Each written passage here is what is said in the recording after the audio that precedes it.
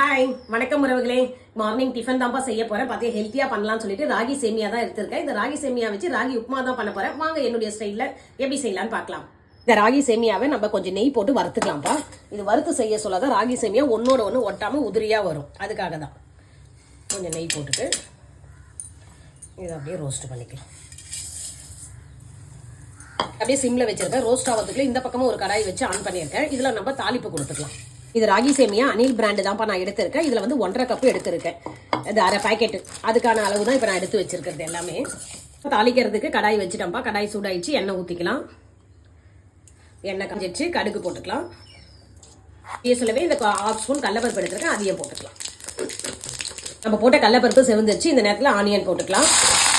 கூடவே கருவேப்பிலையும் போட்டுக்கலாம். அப்படியே 2 பச்சை மிளகாய் காரத்துக்கு எடுத்து வச்சிருக்கேன், அது போட்டுக்கலாம். உங்களுக்கு தேவைன்னா இன்னும் ஒரு காரம் எக்ஸ்ட்ரா வேணும், இன்னொரு பச்சை மிளகாய் கூட போட்டுக்கலாம். கொஞ்சமாக இந்த வெங்காயம் கண்ணாடி பதம் வதங்கிடுச்சுப்பா. அந்த நேரத்தில் கொஞ்சம் இஞ்சி பூண்டு பேஸ்ட்டு போட்டுக்கலாம். இப்போ இந்த இஞ்சி பூண்டு பேஸ்ட்டு பச்சை வாசனை போடும். அது வரைக்கும் கொஞ்சம் வதக்கிட்டு இப்போ போட்டு எல்லா மசாலாவும் நல்லா வதங்கிடுச்சுப்பா. இந்த நேரத்தில் வந்து நான் 1.5 கப்பு எடுத்திருக்கேன். அதனால் 3/4 கப் தண்ணி எடுத்திருக்கேன். இது சேமியான்றதால சீக்கிரம் வெந்துடும். அதனால் கம்மியாக தண்ணி ஊற்றினா போதும். இந்த நேரத்தில் உப்பும் கொஞ்சம் போட்டுக்கலாம் தேவையான அளவுக்கு.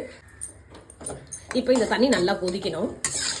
சேமியாவை நெய்யில் வறுத்துட்டோம்ப்பா. இப்போ சேமியா வறுக்கிறதுன்றது பார்த்தீங்கன்னா இங்கே பாருங்க, இப்படி தொட்டால் லைட்டான சூடு இருக்கணும். அதுதான் வறுக்கிறது. அப்போ ஆஃப் பண்ணிடணும். அதுக்கு மேலே வறுத்தா தீஞ்சிடும், இது கருத்து போயிடும். நல்லா கொதிச்சிச்சுப்பா. இந்த நேரத்தில் நம்ம ராகி சேமியாவை போட்டுக்கலாம். போட்டு நல்லா கலரி விட்டுட்டு ஸ்டவ்வை சிம்மில் தான் வச்சுருக்கணும். வச்சு தட்டு போட்டு மூடி விட்டால் ஒரு 5 நிமிஷத்தில் ராகி சேமியா ரெடி ஆகிடும். இப்போ ஓப்பன் பண்ணி பார்க்கலாம்ப்பா.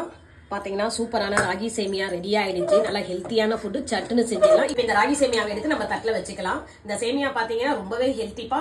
இது வந்து சட்டுன்னு ஒரு 10 நிமிஷத்துல செஞ்சிடலாம். பேச்சுலர் யாராவது பார்த்தீங்கன்னா வீடியோ சேவ் பண்ணி வச்சுக்கங்க. இது அப்படியே நம்ம சாப்பிடலாம். அப்படி வேணான்றது இங்கே பாருங்க, சக்கரை வச்சுக்கலாம். கூட காம்பினேஷன் சூப்பராக இருக்கும். சட்னியை வச்சு சாப்பிடலாம்.